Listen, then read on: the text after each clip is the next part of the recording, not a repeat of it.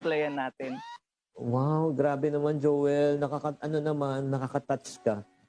Oo. So ngayon, kamusta ng buhay ngayon? Siyempre, kumikita ka na ba? Paano nabago ang buhay ninyo ng buong pamilya?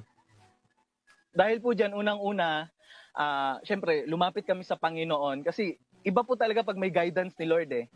Kasi napatunayan ko na kapag may pagsama ni Lord, na once na ginamit mo yung kaperahan mo, yung yaman mo, no? Nakasama mo si Lord sa mga plano mo, i-bless ka lalo eh.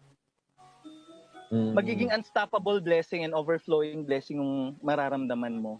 Then yung blessing na po yun, nagamit ko po siya sa mga naging channel of blessings ako sa iba, nag-share ako ng mga knowledge hanggang sa even sila, no? Nahawaan po ng passion ko kung paano mag-save, kung paano maging authentic o